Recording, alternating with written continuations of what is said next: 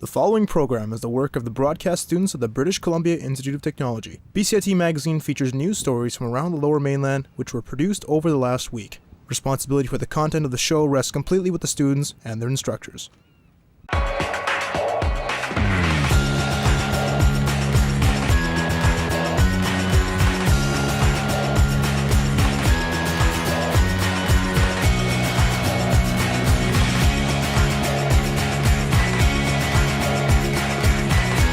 On BCIT magazine, a Surrey woman's condo has been flooded for months, and she says no one's listening. One man petitions to change the date of BC's Family Day. And gaming glasses that can save your posture.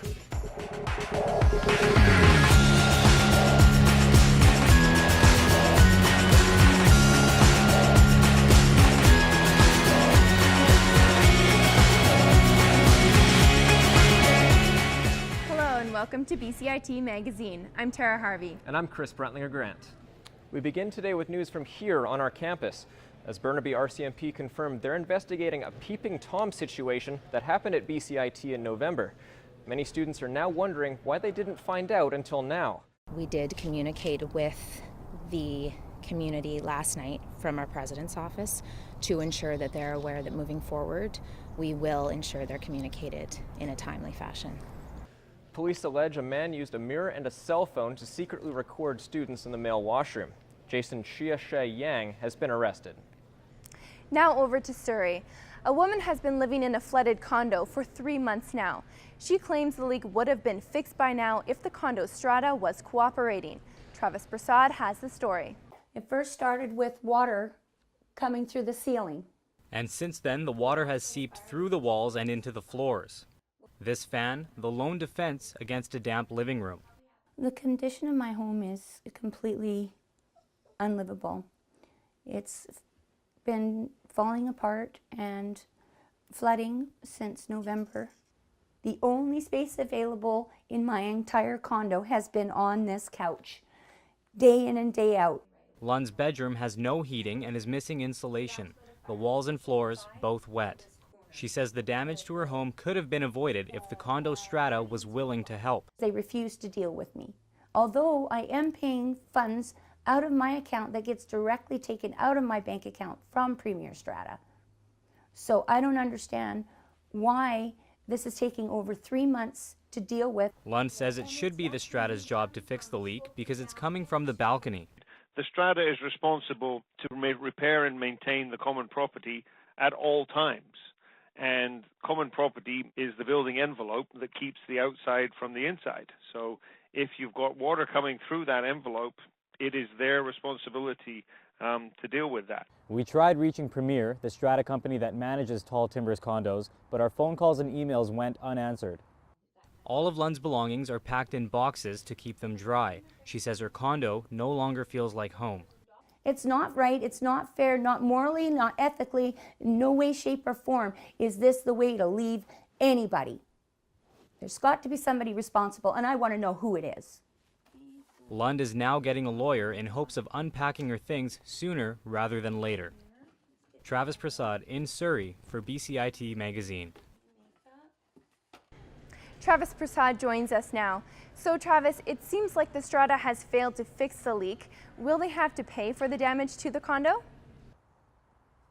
Yeah, well, while that seems logical, it isn't the case.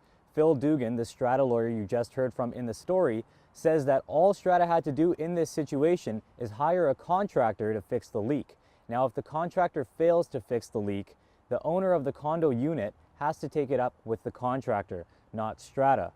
Dugan says that strata is not legally liable for any damage that happens inside any of the condo units. So you're saying the owner will have to pay for the repairs, not the tenant? Yes and no. Rosanna Lund is in a rent-to-own agreement in this condo. So what that means is every month when she pays her rent, she's putting some of her own equity into the condo. Now, Dugan says this makes her a part owner of the unit and therefore she's legally liable for the repairs. Back to you. Thanks, Travis. A petition to change the date of BC Family Day has gained some serious traction. And with the holiday coming up later this month, the man behind it all hopes to get some attention from the provincial government. My co-anchor Tara Harvey has the story. Andrew Johns believes Family Day should be just that, a day with the ones you love. That's why he has started a petition to change the date of BC's holiday to coincide with the rest of the country. Knowing that there are families who are interprovincial or families who have a mom or dad who's working in a job like I do, where you've got to work on BC Family Day because of either the financial markets in my case, or if you're a federal employee, you're going to be working on Family Day in BC, and then you won't have to work on Family Day the following week when it's a holiday across the rest of the country. The petition has gained traction with over 16,000 signatures, but John says he wants more. The province, when they did their consultative process back in 2012, they had 17,000 names that came in favor of the second Monday in February. So a lot of times I get asked, what number do you aspire to achieve? And I'd love us to get past 17,000. Following the announcement of BC's Family Day, Premier Christy Clark said in a press release, having the holiday on the second Monday would create opportunities for BC families and local businesses, and that British Columbians would be able to enjoy local attractions with fewer lineups and less out-of-town traffic. 4 years later, and opinions seem to vary. Sometimes does affect me and on the business side of things, but probably not to the point that it's a huge impact. It just doesn't really matter. I mean, as long as there's some day for Family Day, then I guess that's all that really matters. I work for a national company with offices right across Canada, and it's a very inconvenient when we have staggered public holidays. Johns understands that there are economic benefits to the current date, but says the social aspect is really what it's all about. Ultimately, what's going to make the government make the decision to change this is if we can get bundles and bundles of people getting their voice out. We need the support of everybody in the province that believes in this initiative. Tara Harvey in Vancouver for BCIT Magazine. It's called Tech Neck or Game Boy Back, and it's a problem for kids who play too many video games. Thanks to a local doctor, kids may have a way to keep playing without hurting their posture. Estefania Duran has more. These may look like ordinary glasses at first, but they're designed specifically with one goal in mind: gaming. So I do have 3 kids, and as a physician, I noticed that they're spending a lot of time playing with electronic devices. And from medical point of view, their positions was not correct. So they were hunching forward for hours a day, day after day. They're called the Eye Forcer. Put them on and connect wirelessly. Open the app to sync the glasses and then play your favorite game. If the glasses detect slouching, a warning pops up. Too many warnings and the game shuts down. So the Eye Forcer makes it easier because it's wearable, and when children are slouched, it will give them a warning. This all started with actually a chair, but when they realized that this was going to be something very difficult to take with you everywhere, they decided to make it more wearable. I believe it was after 6 or 7 prototype that we came up with this concept. The Eye Forcer measures slouching through sensors. As the posture becomes poor, the head is moving forward, and as the head is moving forward, there is more pressure on the back of the spine. So as an example, for every 1 inch of head forward movement, the pressure or the force on the spine will double. Parents will have a password for the app so they can decide how long their kids can play and which games. All these can be adjusted by parents' choices. So this could be 45, and the warning duration before ending the app could be 10. The way you treat your spine, the first 15, 16 years of your life, it will determine how your posture will be the rest of your life. The app should be on the market by the end of the year for Android, and the Apple version will soon follow. Estefania Duran in Richmond for BCIT Magazine. Coming up next on BCIT Magazine, Vancouver firefighters are asking the city for more resources. And a local artist auctions her work over social media for a good cause. A defining moment for me was when I finished my first internship and got lots of really great feedback from industry professionals. I would have never imagined I'd be walking into the floors of TSN and thinking, I'm not a student anymore, I'm here to work.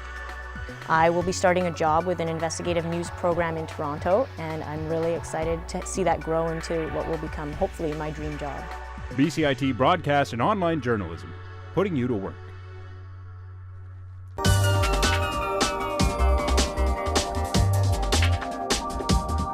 I chose BCIT because I know that all the programs are very hands-on. We have our own radio station, like it's one of the best programs that I've ever heard of. I am starting a job on Monday, so confidence is high. Honestly, I didn't think it was going to be this fun.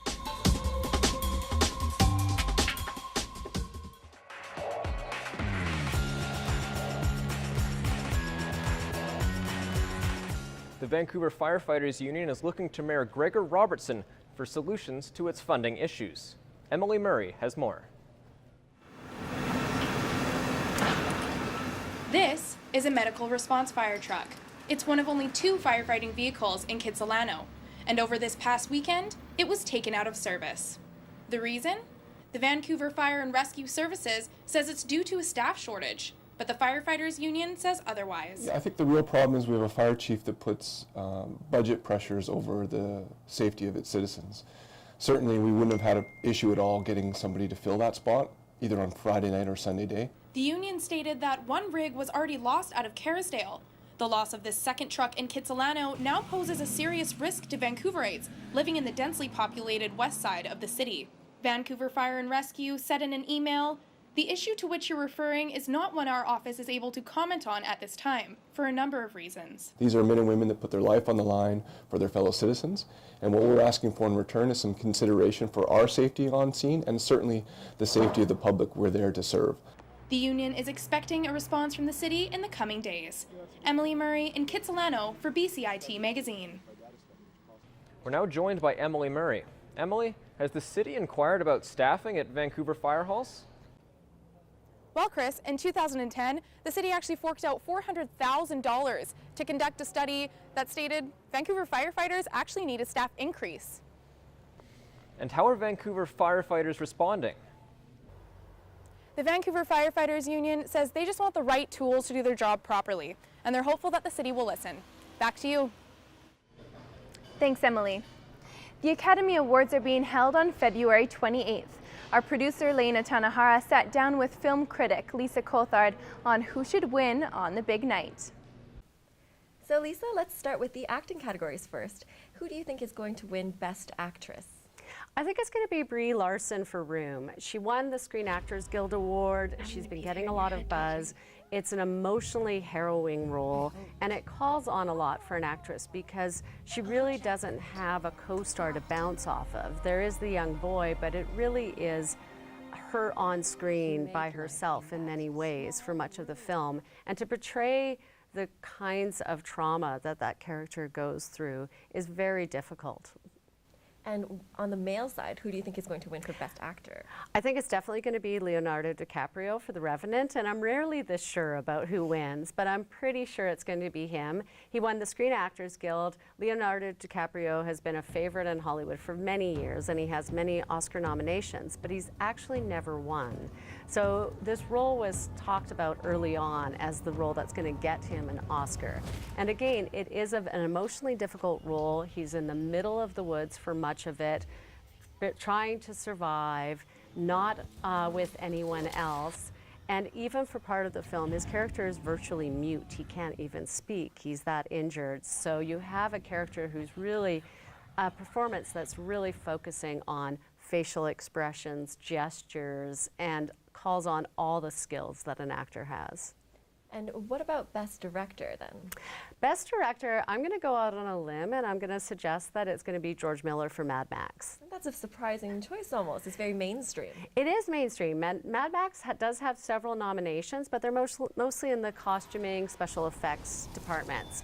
But George Miller, I think, will get the Oscar because it is this recognition of his career rather than just a single film. He did the original Mad Max. He's been around a lot in Hollywood. And it really is interesting to see a director go back and do a prequel to their own work in this way. And I think that's very interesting, and I think he'll get the win for that.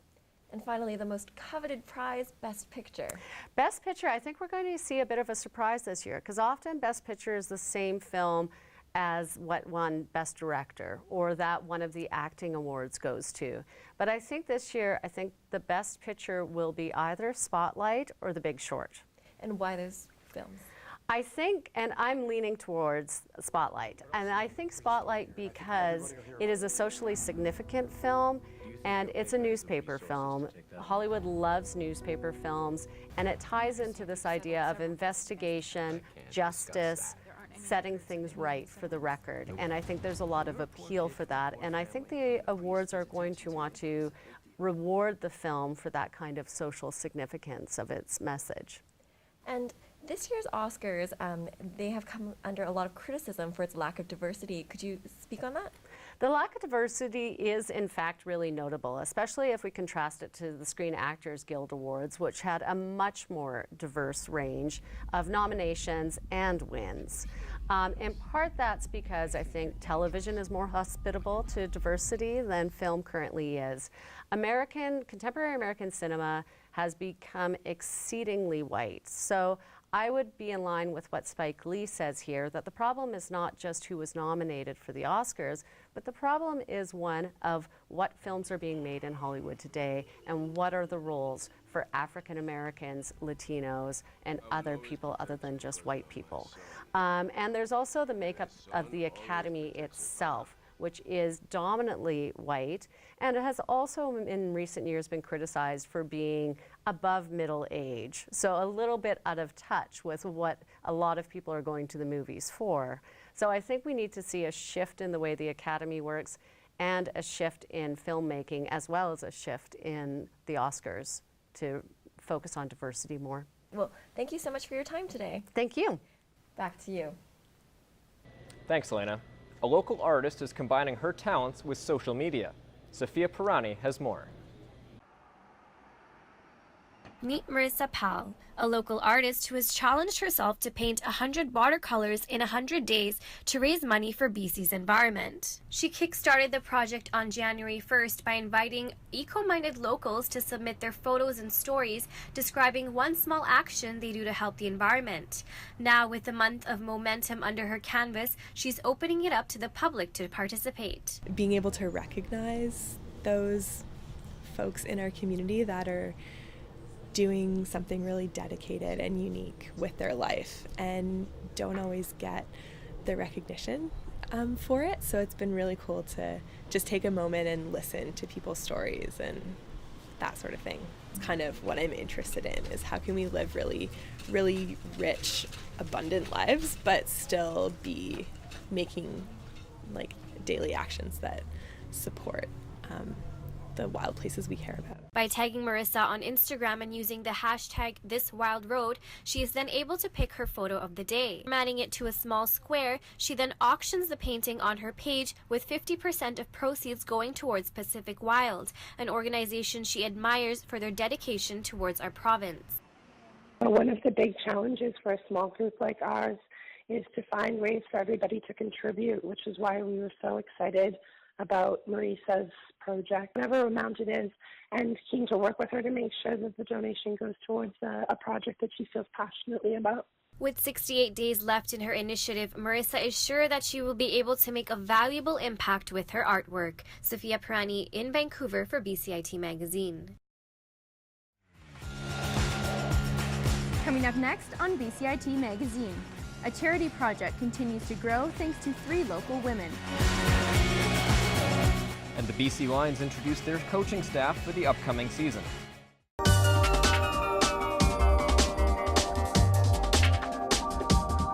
I chose BCIT because I know that all the programs are very hands-on. We have our own radio station, like it's one of the best programs that I've ever heard of. I am starting a job on Monday, so confidence is high. Honestly, I didn't think it was going to be this fun.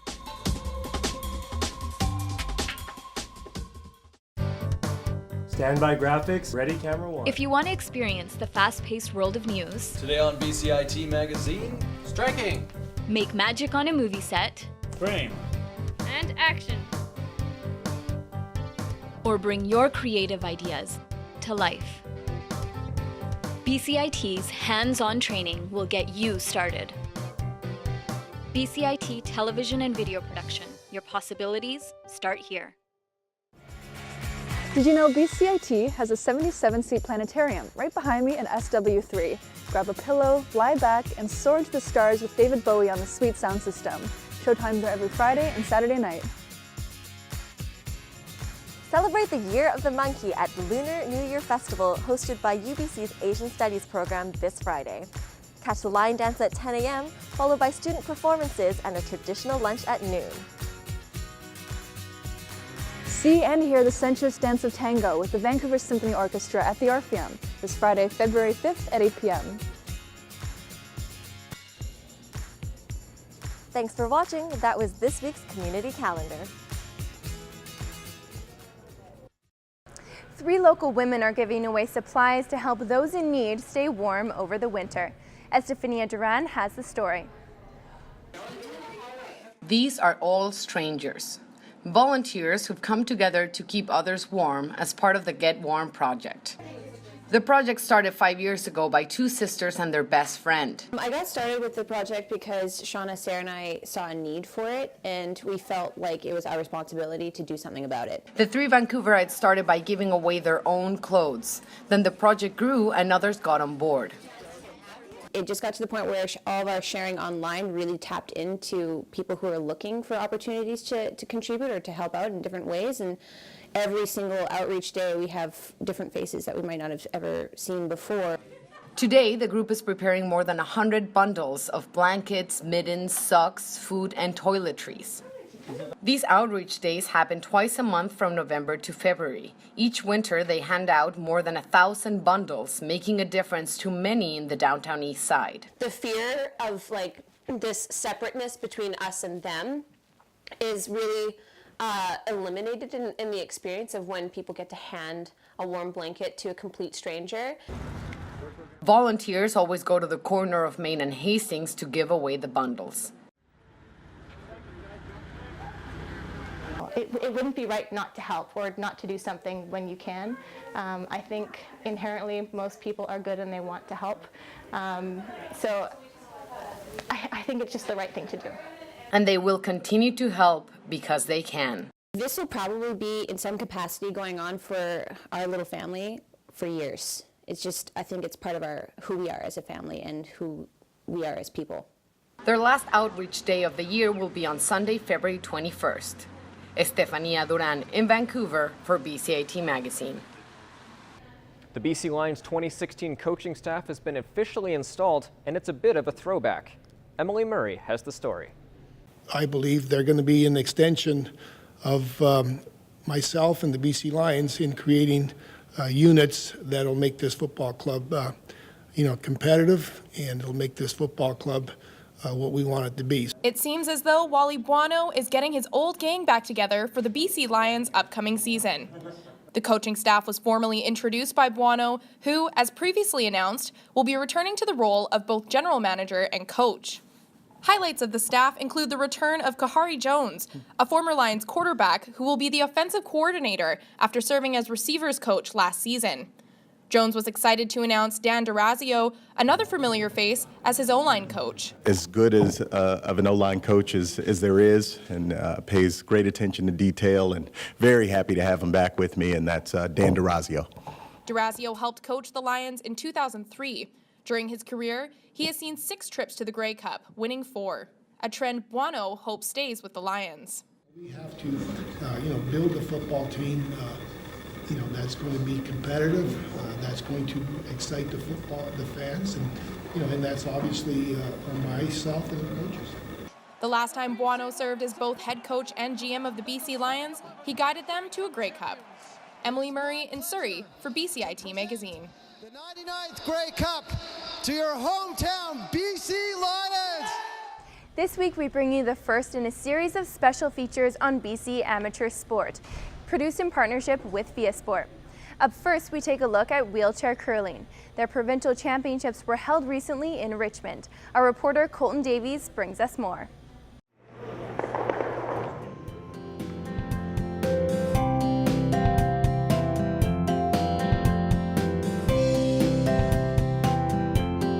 Finding wheelchair curling, is just one of those sports that you don't need a whole bunch of extra equipment. It's easy to get involved, like I said, because you can just join in with your friends and families. It's the same as normal curling without sweepers. Same 4 positions, same 8 rocks. If you want to get into curling, you buy a stick, warm clothes, which you probably already got, and you have ice fees for the year, so a couple $100 and you're in. Every curling club can have wheelchair curling integrated into any of their leagues, and it's totally an integratable sport. There are some curlers here I noticed who have just started this year, some wheelchair curlers, and they were all telling me, why didn't they know about it before? They're having such fun. Nice throw! What Via Sport is doing for us is huge, because you're getting this sport out there where it needs to be. What we want are more people playing, and they'll see how much that we as coaches and the players really enjoy this sport. It really is an inexpensive sport, and the social interaction that you get is phenomenal. If you're in a wheelchair, you can be 17 or you can be 70. If you have your upper body strength to push the rock, away you go. I wanted to make the shot first, we did. It's really nice to have a team dynamic and see how a team works and see what you can accomplish as a team. I love it. I love curling. When you're out on the ice throwing rocks and doing what you love, all the other problems fall away for sure. And you're out there with like-minded people too, and so you feel like you belong, and that that the chair is a non-issue anymore. It's just who you are. If you have any questions or comments regarding this program, please visit us online at bcit-broadcast.com or bcitbroadcastnews.ca. I'm Chris Brentlinger Grant. And I'm Tara Harvey. That's today's BCIT Magazine. Thanks for watching.